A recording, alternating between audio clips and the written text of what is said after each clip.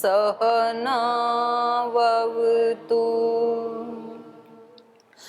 सहनौ भुनक्तु सह वीर्यं करवावहै तेजस्विनावधीतमस्तु मा विद्विषावहै ॐ व्रतानां व्रतपते व्रतं चरिष्यामि तच्छकेयं तन्मे राध्यताम् इदमहमनृतात् सत्यमुपैमि ॐ शान्ति शान्ति शान्तिः।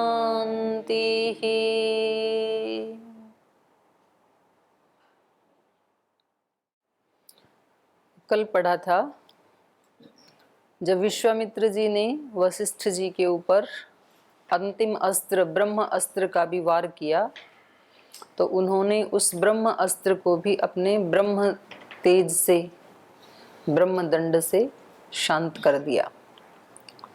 शांत तो कर दिया लेकिन त्रैलोक्य मोहनम तीनों लोगों को उन्होंने मोह में डालने वाले त्रैलोक्य मोहनम रुद्रम रूपम आसीत सुदारुणम बहुत भयंकर उनका और बहुत ही रुद्र रूप तीनों लोगों को मोह में डालने वाला ऐसा उनका रूप था। मतलब एक पराकाष्ठा पर पहुंच गई ये इनका तो जुल्म करना पराकाष्ठा पे पहुंच गया। ब्रह्मास्त्र चला दिया तो और तो कुछ बचा ही नहीं, फिर सारे अस्त्र चल चुके उससे पहले, और उनका सहन करना पराकाष्ठा पे पहुंच गया। तो अब फिर इनका रुद्र रूप था और सुदारुणम महाभयंकर रूप था। महाभारत के युद्ध में भी तो ऐसा ही हुआ ना कि पांडव जो है वो एक बहुत एक जो सहनशीलता की पराकाष्ठा होती है वहां तक तो सहन करते चले गए, और फिर उसके बाद भी फिर वो नहीं बाज आए अपने दुष्टता से तो फिर उनको दंड देना पड़ा।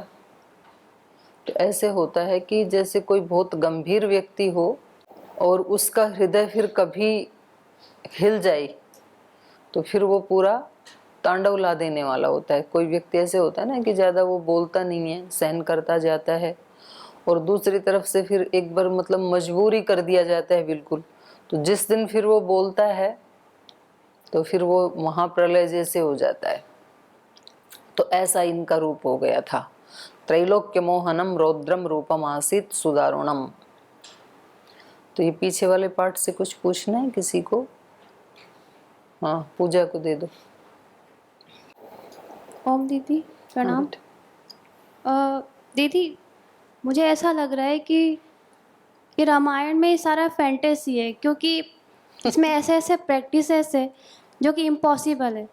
पहली बात तो वाल्मीकि जी ने इसमें मेंशन ही नहीं किया है कि उनको जो हिस्ट्री हुई थी वो किस जो क्या मेंशन नहीं किया?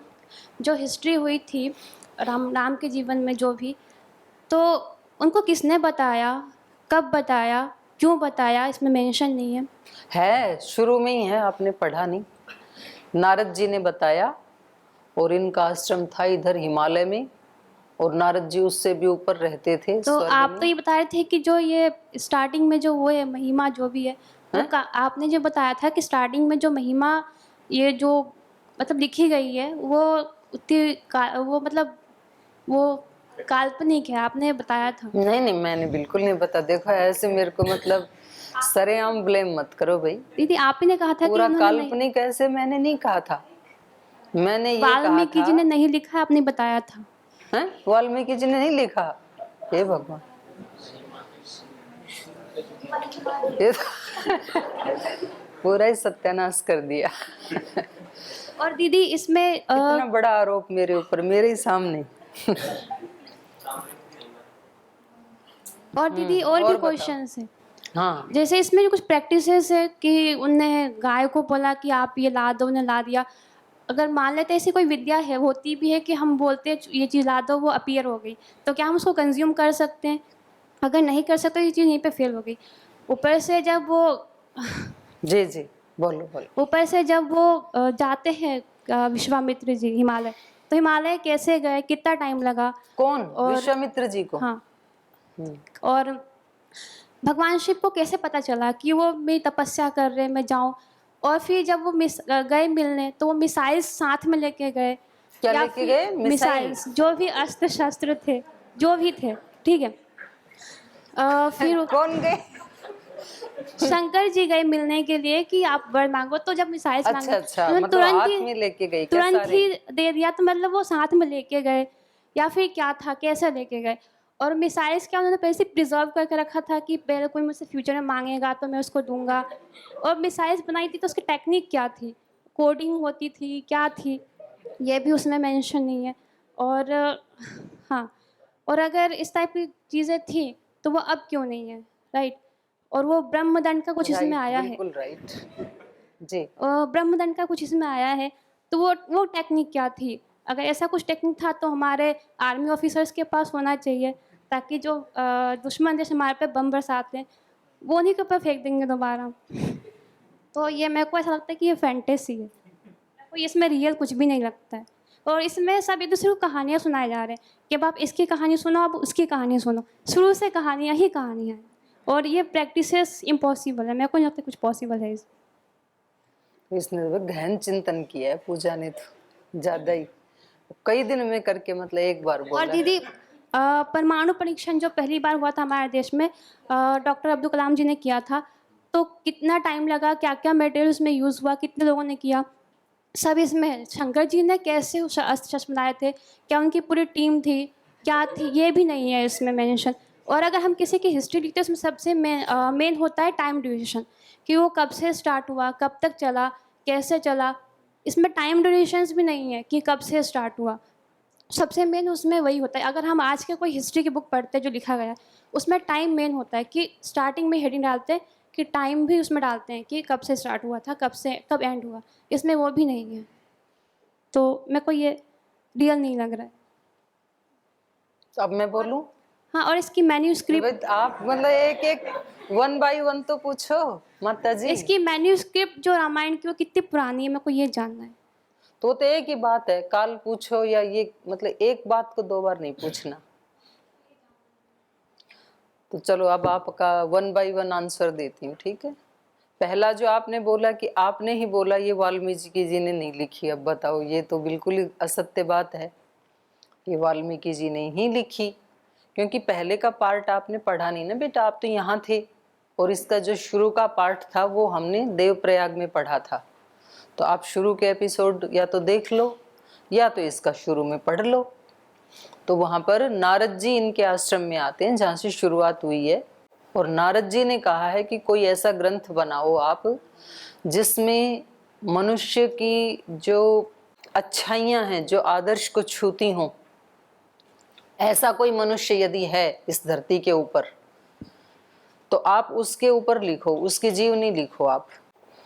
तो उन्होंने उनको बताया है, और उन्होंने बताया कि हाँ ऐसी जीवनी तो श्री राम की है, ऐसे जो महामानव हैं वो दशरथ पुत्र श्री राम हैं, और उन्होंने उनके जीवन की कुछ गाइडलाइन दी हैं, ठीक है।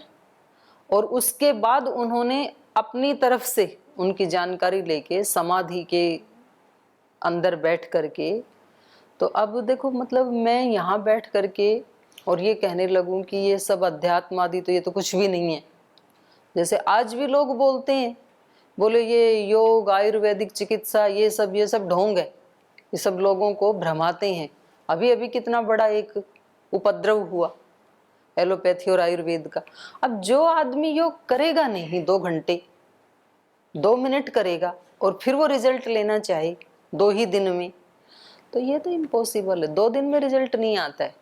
प्रतिदिन 2-2 घंटे करो, और कोई इस धरती के ऊपर ऐसा मनुष्य लाके दिखाओ आप जिसने 2-2 घंटा किया हो और फिर उसको वो घटित ना हुआ हो जो स्वामी जी ने बोला है। तो जो आप बोल रही हो कि फिर तो हमारे सारे जो आर्मी वाले हैं उनको ये दे दो ब्रह्मदंड, तो ब्रह्मदंड आर्मी वालों को क्यों, पूरे देश के एक एक व्यक्ति को दे दो। और इसीलिए तो हम पढ़ रहे हैं, लेने को तो तैयार हो कोई, उसी को लेने के लिए यदि आप विश्वामित्र की तरह से आग्रह करोगे तब तो मिलेगा नहीं वो। और अब मैं तो आपके प्रश्न भी भूल गई। हाँ, बोली ये टेक्नोलॉजी यदि उस समय थी तो आज क्यों नहीं है। ये बात कल मनीष जी ने भी पूछी थी, तो मैं बिल्कुल आपको करंट उदाहरण देती हूँ। अभी अभी कुछ दिन पहले इजराइल और कौन से देश का युद्ध हुआ था, फिलिस्तीन और इजराइल का हुआ अभी अभी। इजराइल वालों ने पूरे अपने शहर के ऊपर एक ऐसा प्रकाश का गोल धारा बना दिया, जो भी उसका नाम है, और सब दुनिया ने देखा उसको। तो यहाँ से फिलिस्तीन वाले जो भी रॉकेट छोड़ते हैं वो उनके शहर में नहीं जाता है, पता है आपको। तो जब अच्छा, ये तो टेक्नोलॉजी है मतलब। और विश्वामित्र जी का दंड जो है आपको, वशिष्ठ जी का जो है वो बॉलीवुड के पास कहाँ से आया ऐसा। तो भाई हम किसी चीज को देखो, आक्षेप तब करने चाहिए बच्चों जब हमने जैसा यहाँ बताया है और वैसी हमने प्रैक्टिस की है ना बेटा। मतलब एक तरफ से इस तरह से किसी चीज को काल्पनिक बताना, फैंटास्टिक बताना, ये तो देखो ये ठीक नहीं। इस तरह की भाषा नहीं बोलते अपने ऋषियों के ऊपर। आपको पूछना भी है तो उसका पूछने का तरीका कि जी हमारी समझ में नहीं आ पा रहा है, क्योंकि आपने पढ़ा कितना है अभी, 4 पुस्तकें पढ़ी आपने तो अभी, और साधना कितनी की है आपने। ये तो मैंने जरूर बताया कि यहाँ पर जो श्लोक हैं या जो कहानी हैं उनके आध्यात्मिक अर्थ भी हैं और आधि भौतिक अर्थ भी हैं। और ये वेदों के बारे में भी महर्षि दयानंद ने भी बताया कि वेदों के जो अर्थ हैं वो केवल वो ही नहीं है जो मैक्स मूलर ने कर दिए। तो वो आपकी तरह ऐसे ही बस शब्दार्थ व्याकरण पढ़ा था और बोले ये वेद तो कुछ नहीं है, ऐसे ही गडरियों के गीत हैं, ऐसे करके उड़ा दिया उसने। तो महर्षि दयानंद ने जब 8-8, 10-10 घंटे समाधि लगाई तब उन्होंने बताया कि इन मंत्रों का अर्थ केवल यही नहीं है जो आपने किया, इन मंत्रों का अर्थ तो ये भी है। उन्होंने 3-3 अर्थ बताई। तो नॉलेज को कोई ऐसे ऊपर ऊपर से देख करके और बोले ये तो नॉलेज कुछ भी नहीं है। और जो तीसरी बात है जो आपने कही कि इसमें तो कहानी की कहानी आ रही है, एक के बाद दूसरी, तीसरी, चौथी। तो मैं आपसे पूछती हूँ कि कोई भी व्यक्ति अपनी बात को कहता है तो वो किस चीज का सहारा लेता है। आपने जब अक्षर ज्ञान लेना शुरू किया था तो आपको ऐसे अनार सिखाया गया या ए फॉर एप्पल सिखाया गया, तो वहां अनार या एप्पल था क्या? जी नहीं था ना। तो क्यों सिखाया हम सबको वो? क्योंकि बच्चा हमेशा पिक्चर को पकड़ता है, उसको पता ही नहीं लगेगा उससे अतिरिक्त तो ये ए क्या है, एक लेटर है, ये इस भाषा का पहला। अगर आपने उसकी व्याकरण की दृष्टि से व्याख्या की तो बच्चे के दिमाग में कुछ भी नहीं घुसने वाला है। तो ये तरीके होते हैं बेटा अपनी बात को समझाने के लिए। कोई व्यक्ति कहानी का सहारा लेगा अपनी फिलॉसफी को बताने के लिए, जो उसको अंदर से ज्ञान हुआ है। कोई उसके सूत्र बनाएगा। अब जो मैथमेटिक्स हैं उसमें सूत्र बनाए हैं, व्याकरण वाले पाणिनि ऋषि ने उनके सूत्र बनाए हैं, फिजिक्स में भी उसके फार्मूलाज बने हैं। कोई व्यक्ति उसके चित्र बनाते हैं।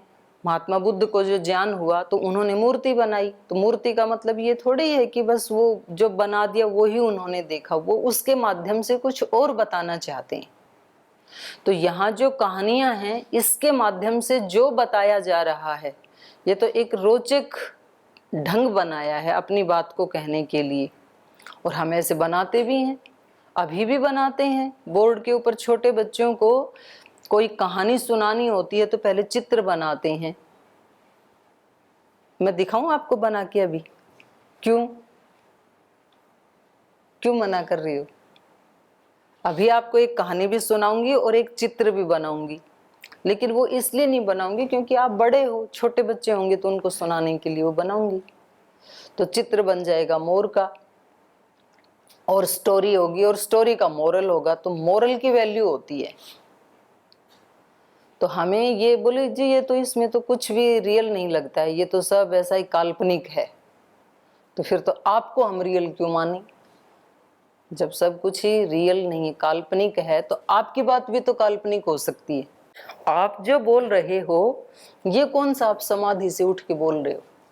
आपकी बात को हम सत्य क्यों माने? तो झगड़ा यही है सारी दुनिया में, क्योंकि एक व्यक्ति कहता है हम इनकी बातों को सत्य नहीं मानते, दूसरे कहते हैं हम आपकी को नहीं मानते। बहुत सारे ऐसे विचारक हुए। देखो, किसी व्यक्ति को गाली देने से या किसी व्यक्ति को अपमानित करने से कोई व्यक्ति बड़ा नहीं बनता है। बहुत सारे ऐसे राजनेता हैं, मैं उनका नाम नहीं लूंगी, उन लोगों ने अपना पहले शुरू में स्टाइल क्या बनाया, इसको भी गाली दो, उसको भी गाली दो, ये भी भ्रष्टाचारी, ये भी लुटेरे, इन्होंने भी देश खा लिया, इन्होंने भी कर लिया। कुछ दिन तो लोग उनके साथ खड़े हो गए, भाई ये पता नहीं कहाँ से आसमान से उतर के आई और ये तो पता नहीं क्या करेंगे। और फिर जब उनका देखा वो उनके भी बाप निकले, तो ये तो ठीक नहीं है ना। तो ठीक है, कोई बात तो कहनी चाहिए, लेकिन कभी भी दूसरे व्यक्ति को नीचा दिखा करके कोई व्यक्ति एक बार तो ऊपर आ सकता है, लेकिन वास्तव में ऊपर स्टैंड वही कर पाएगा जो उस चेतना पे जिएगा। सत्य की विजय होती है। अब आप कहोगे जी ये तो फैंटास्टिक है, ऐसे उपनिषद में लिख दिया सत्यमेव जयते, और ये तो दिखता तो है नहीं हमें लोक में। लोक में तो हमें ये दिखता है जो चोरी डकैती करते हैं उनकी विजय होती है, सत्य की कहाँ होती है? सत्य वाले तो धक्के खाते फिरते हैं, ऐसा मान लिया लोगों ने। और ऐसा मान करके उन्होंने बहुत एक आकाश पे लेके गए लूट खसूट को, असत्य को। लेकिन कितने दिन आना तो वहीं पड़ेगा। आज जो बहुत भौतिकवाद में एक शिखर पे पहुंच गए थे, उन लोगों को वापस यज्ञ और योग पे आना पड़ रहा है, और आ चुके हैं। और कुछ बचे हैं ना, एक दो चार, उनको आना पड़ेगा, क्योंकि पानी हमेशा ढलान में आकर के ठहरता है, पहाड़ के ऊपर पानी नहीं ठहरता है। बरसता खूब है पहाड़ों के ऊपर, सबसे ज्यादा वर्षा पहाड़ों पे ही होती है, लेकिन पहाड़ों के ऊपर कितनी देर रुकता है?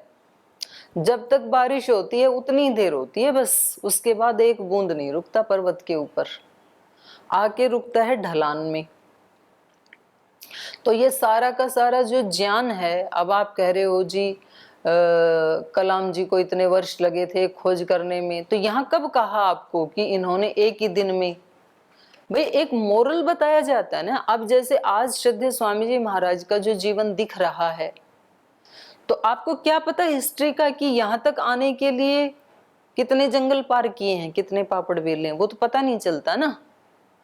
आज जो हमें महात्मा बुद्ध के रूप में दिख रहे हैं, उसके पीछे का तो हमें नहीं पता ना। ठीक है, छोटी मोटी 5-7 घटनाएं बता दी। वो उसके घर में पैदा हुए, उनकी शादी हो गई, वो राजा थे, पत्नी को छोड़ के चले गए, बात खत्म। तो क्या इतने वर्ष उनके बस इस 5 मिनट में ही खत्म हो गए होंगे क्या? आज जिस रूप में हमें गुरु नानक देव दिखते हैं, महात्मा बुद्ध दिखते हैं, हमें महर्षि दयानंद दिखते हैं, हमने उनकी 5-7 घटनाएं बता दी। वो घर से ऐसे भागे थे, घर वाले शादी करना चाहते थे, वो गुपचुप घर से निकल गए, और आज हम देखते हैं ऐसे रूप में उनको। तो होता क्या है कि हम एक ऊपर वाले रूप को देख लेते हैं, पीछे का हमें पता नहीं होता है, और फिर हम बोल क्या देते हैं, बोल जी हम इतनी 8-8 घंटे की समाधि लगाई, हमारे बस का नहीं है, ये कोई हम कोई महर्षि दयानंद थोड़ी है। या तो हम ऐसे बोल देते हैं, या हम कहेंगे ये इम्पॉसिबल है, पॉसिबल ही नहीं है। आज हम देखते हैं कि कोई व्यक्ति 2 घंटे भी नहीं बैठ सकता है, तो वो 8 घंटे कैसे बैठे होंगे, क्या प्रूफ है इसका? तो ये तो बड़ा फैंटास्टिक है। तो 2 तरह से हम बातों को उड़ा देते हैं। देखो, मेन कारण हमारे उद्धार न होने के 3 समझ में आए हैं। सबसे पहला तो ये हमारी जिज्ञासा ही नहीं होती है। संसार में सब लोग धनवान, बलवान, ज्ञानवान क्यों नहीं बनना चाहते हैं? उन्होंने अपना एक टारगेट फिक्स किया होता है, भाई हमारे बाप दादा यहाँ तक पहुंचे थे, हमें एक मंजिल और ऊपर जाना है बस। मैं तो रोज देखती हूँ, मैं अपने संगठन में देखती हूँ जो अपने गुरु के प्रति श्रद्धा रखते हैं, मैं तो अपने गुरुकुल में देखती हूँ, और मैं तो अपने जीवन में देखती हूँ। जिन लोगों के प्रति हमारी श्रद्धा है, हमारे दिमाग में ये नहीं आता कि हम भी उनके जितना सेवा कर सकते हैं, आता ही नहीं है। हमने अपना एक टारगेट फिक्स कर रखा है कि हमारा इतना है, बस उसके आगे हम सोचते ही नहीं। तो सबसे पहली बात, आदमी बड़ा सोचता ही नहीं है। आदमी ये चाहता ही नहीं है कि मैं इतना बड़ा काम करूं, इतनी बड़ी सेवा करूं, इतना ज्यादा मैं धन कमा के औरों की सेवा में लगाऊं, ऐसे सपने ही नहीं लेता, इसलिए बनता भी नहीं है। पहली बात, जिज्ञासा ही नहीं है। दूसरी बात यह है कि हम अपने काम के प्रति जागरूक नहीं होते हैं। हमें उस काम में आनंद नहीं आता है, हम आनंद नहीं लेते हैं अपने छोटे छोटे कार्यों में। अवेयरनेस नहीं है, आलस से प्रमाद से युक्त होते हैं हम, और इसलिए वो काम हमारे कोई फल नहीं लाते हैं, कोई प्रतिफल नहीं लाते हैं। हमें जब सत्य का मौका पड़ता है, बोले हम कोई हरिश्चंद्र थोड़े ही हैं। हमें जब इंद्रिय संयम का अवसर आता है, बोले हम महर्षि दयानंद नहीं हैं। हमें जब सर कटाने का अवसर आता है, बोले हम कोई भगत सिंह थोड़े ही हैं जो हम सहन करेंगे। क्यों नहीं हैं हम? क्योंकि हमने भगत सिंह का, महर्षि दयानंद का, गुरु नानक देव का लास्ट वाला चेहरा देख लिया केवल, और हमने कह लिया वो हम नहीं हैं। भाई आप वो नहीं हैं, लेकिन आप तो हैं, और आप में बिल्कुल वही आत्मा है जो महर्षि दयानंद में थी, जो महावीर में थी, जो बुद्ध में थी, गुरु नानक देव में थी। और जो गुरु नानक देव या महात्मा बुद्ध या भगवान महावीर जो बने, वो पहले दिन वैसे ही थे, बिल्कुल जैसे आप हैं। सब एक ही दृष्टि से पैदा होते हैं। जब बच्चा चलना सीखता है तो वो यदि यूं कहे कि भाई जैसे ये मनुष्य भागे भागे फिरते हैं, अपने बस का नहीं है, इसलिए अपन तो चलना ही नहीं सीखेंगे। भाई हम इन बड़े लोगों की तरह थोड़े हैं जो भागे। अगर उस बच्चे ने ऐसा सीख लिया या ऐसा मान लिया, वो कभी भी चलना नहीं सीखेगा। कोशिश करता है वो एक दो बार बच्चा, किसी उसको टेबल को पकड़ के खड़ा होने की कोशिश करता है, फिर धड़ाम से गिर जाता है, फिर खड़ा होके कोशिश करता है कुर्सी को, टेबल को पकड़ के खड़ा होने की, फिर गिर जाता है। तो फिर वो क्या करता है, वो चारों हाथ पैर से चलना शुरू करता है। बोले अपने बस का नहीं है ऐसे खड़े खड़े चलना, ये लोग चलते होंगे पता नहीं कैसे चलते हैं, हमको इनके जैसे थोड़े ही, हम तो अपने चारों हाथ पैर टिका करके चलेंगे। लेकिन यदि वो चारों हाथ पैर टिका करके चलना कैरी ऑन रखे, जारी रखे, तो निश्चित रूप से एक दिन वो वैसे ही चलेगा जैसे आप चलोगे। और आप भी ऐसे ही चलते थे। सब कोई घुटनों के बल सरक सरक के ही खड़ा होना सीखे हैं। आप पहले दिन ऐसे नहीं चलते थे जैसे आज चलते हैं, लेकिन आज आपके लिए ये सहज हो गया, और उस बच्चे के लिए ये बिल्कुल कठिन है जो आज बेचारा 4-6 महीने का बच्चा है, 8 महीने का बच्चा है। तो उसको लगता है भाई हम इनकी तरह थोड़े ही हैं। आज जब हम साधना करना शुरू करते हैं, अहिंसा, सत्यस्ते, ब्रह्मचर्य, परिग्रह, जो यम नियम है, इनका पालन करने के बारे में सोचते हैं, हमें तुरंत हम धड़ाम से गिरते हैं। हमारे अंदर व्याधि, स्त्यान, प्रमाद, आलस्य, वृत्ति, सारे के सारे अंतराय आने लगते हैं। काम, क्रोध, लोभ सारे आने लगते हैं। तो फिर हमें लगता है भाई हम कोई महात्मा बुद्ध थोड़े हैं, अपने बस का नहीं है ये। उनको भी ऐसे ही लगा था पहले दिन, बिल्कुल ऐसे ही लगा था। लेकिन बात यह कि वो चलते गए। जो बच्चा घुटनों के बल भी चलता गया, वो एक दिन फिर खड़ा होके भी चलने लगा। तो हम करके तो देखें पहले। तो दूसरा कारण ये होता है कि हमने ये मान लिया हम ऐसे नहीं हैं। और तीसरा कारण वो होता है जो पूजा बोल रही है, बोले जी ये सब काल्पनिक है, ये जो शास्त्रों की बातें हैं, ये जो हिस्ट्री है, इसका कोई टाइम नहीं है। अब वेद में तो लिखा नहीं है, वेद का ना कोई राइटर, ना उसका कोई टाइमिंग।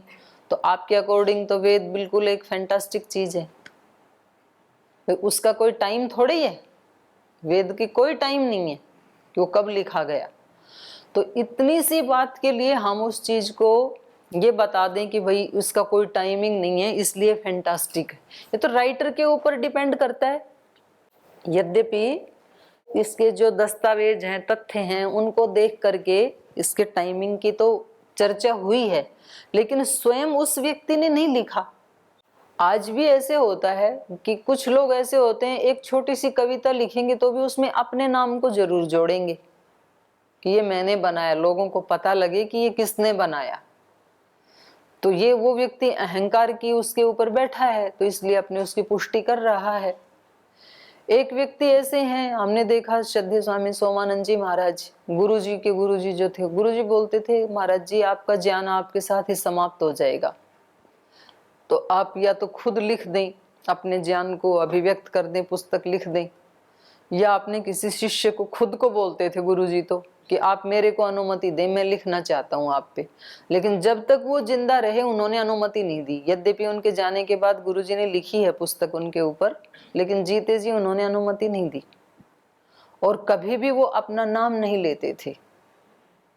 तो ये तो उस चेतना के स्तर पे जाके उस व्यक्ति को क्या लगता है, तो उसकी बात है ना। और तीसरी बात है कि भाई वो शिव जी क्या सारे अस्त्र शस्त्र लेके गए थे क्या, और क्या उनको पता था, ये पता कैसे चले? तो भाई ये तो फिर तो सारा का सारा जो अध्यात्म है और जो ये सुपर साइंस है, योग साइंस है, प्राण विद्या है, ये तो सारी फ्लॉप हो जाएगी अगर आपने ये कह दिया कि भगवान को पता क्या चले। तो ईश्वर स्तुति, प्रार्थना, उपासना, यज्ञ, याग, ये तो सब बेकार हो गई आपके अकॉर्डिंग। तो भाई भगवान को क्या पता लगेगा कि हम किस भावना से उसको पुकार रहे हैं? जैसे आप कह रहे हो ना कि उनको पता कैसे लगा कि वो तपस्या कर रहे हैं। अब ये तो फिर तो मतलब बिल्कुल ही, भगवान को क्या पता हम क्या काम कर रहे हैं? तो चाहे फिर तो खूब छुट्टी के पाप करो, उसको क्या पता चलेगा। और पुण्य करने वाले हैं वो तो बिल्कुल बुद्धू हैं, क्योंकि वो कितने भी पुण्य करें, कितनी भी साधना तपस्या करें। तो ये प्रश्न तो उस दिन का नहीं, आज का भी वो तो सेम ही है। आप कह रहे हो ना कि भाई शिव जी को क्या पता कि विश्वामित्र जी तपस्या कर रहे हैं, तो ये प्रश्न तो आज भी है। भगवान जी को क्या पता कि पूजा साधना कर रही है, तपस्या कर रही है, तो आप करती क्यों? साधना तो करती हो आप, उपासना भी करती हो, ध्यान भी करती हो, क्यों करती हो? भगवान जी को क्या पता लगेगा कि भाई पूजा ध्यान कर रही है, तो फल तो कुछ मिलना नहीं है आपको। तो फैंटास्टिक चीज हम क्यों करें? तो आप क्यों करते हो फिर? काल्पनिक है तो। बट दीदी सारे शास्त्रों में बताया गया कि भगवान निराकार है, वहाँ तो शिव जी साकार रूप में है, तो ये थोड़ा आपको क्या पता साकार में आए कि निराकार में आए? ऐसे तो यहाँ लिखा नहीं कि साकार आए। बट हम जो पिक्चर देखते हैं वो उनके साकार ही दिखता है सारा तो मंदिर वगैरह। पिक्चर तो बेटा कुछ समझाने के लिए कुछ तो उसका सहारा लेना पड़ेगा ना। निराकार की पिक्चर तो वेद ने भी बनाई कि ये द्युलोक उसका सिर है, अंतरिक्ष उसका मध्य वाला भाग है, पृथ्वी उसके पैर हैं। तो ये पिक्चर आपको दिखती है कि नहीं दिखती है? रियल है कि काल्पनिक है? ये जो वेद ने सगुण साकार रूप बताया संसार का, तो ये कैसी पिक्चर है? ये वो तो हम विजुअलाइज कर सकते हैं थोड़ा। तो ऐसे ही इसको भी विजुअलाइज कर सकते हैं। तो वो तो दिखता तो नहीं है ना कहीं भी। कोई ऐसा पुरुष दिखता है आपको जिसकी कोई हजारों आंखें हों, सहस्त्र शीर्षा, हजारों सिर हों? ऐसा कोई मनुष्य दिखता है क्या यहाँ? तो ये तो कल्पना ही तो है। तो ऐसे यहाँ भी कल्पना ही है शिव की।